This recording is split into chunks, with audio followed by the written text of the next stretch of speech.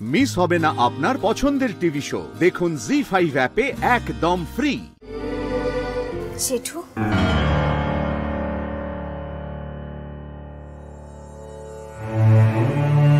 গেলবার সবাই মিলে কত ধুমধাম করে রথ টেনেছিলাম।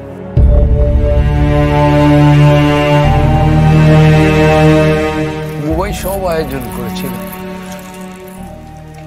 আজকে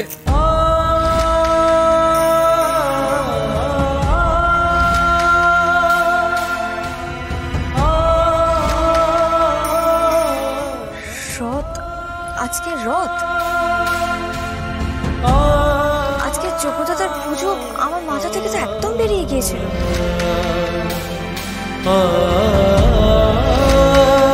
মাথার আর কি দোষ বলুন, সবার উপর দিয়ে যা যাচ্ছে। না না, সে ঠিক আছে, কিন্তু যতই যাই হোক আমি যোগ্যতার পুজোর দিনটা কি করে ভুলে গেলাম।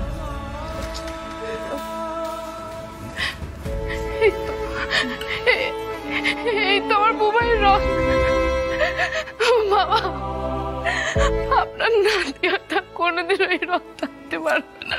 আমার ছেলে তো সারাই দিচ্ছে না বাবা, আমার ছেলে তো সারাই দিচ্ছে না।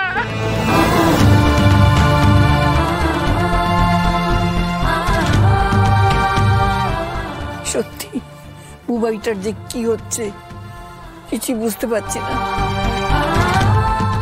হে জগন্নাথ দেব, আমার বুবাইটাকে সুস্থ করে দাও ঠাকুর, ও যেন আবার পুটিকে নিয়ে তোমার রথ টানতে পারে। ও বন্ধু, এরকম জেঠি কাঁদছে কেন?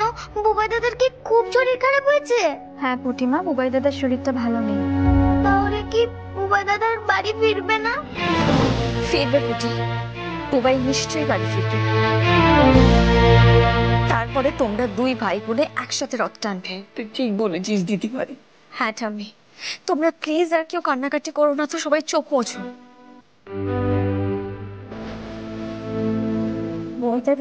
বুবাই আছে, আর বুবাই খুব তাড়াতাড়ি সুস্থ হয়ে বাড়িতে আবার ফিরেও আসবে। আমার যোগ্যতা এতটা নিষ্ঠুর নয় মৌমিতাদি। যোগ্যতা বুবাইয়ের কোনো ক্ষতি হতে দেবেন না, তুমি দেখো। একদম চুপ করে থাকো, তুমি কি বুঝবে? হ্যাঁ, তুমি কি বুঝবে সন্তান হারানোর জ্বালা কি?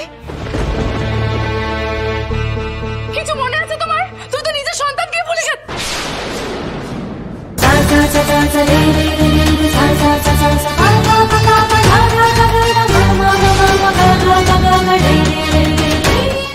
মৌমিতাদি, এসব কি বলছো তুমি? আমার সন্তান মানে কি করছো? চুপ কর।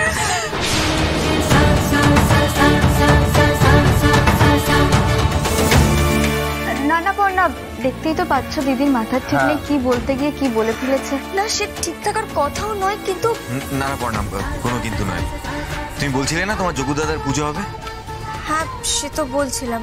হ্যাঁ, ভালো করে একটা পুজো করতো দিদিভাই, বুবাইটা যেন সুস্থ হয়ে যায়। হ্যাঁ ঠাম্মি, একদম ঠিক বলেছো। সৃজন, চয়নদা, তোমরা সবাই যাও, গিয়ে স্নান করে পরিষ্কার হয়ে এসো। আমরা সবাই মিলে একসাথে যোগ্যতার পুজো করব। কিন্তু বুবাই দাদাকে ছাড়া আমি রথ টানবো না। সেটাই হবে বুটি। জি5 ডাউনলোড করুন আর সব এপিসোড দেখুন একদম ফ্রি।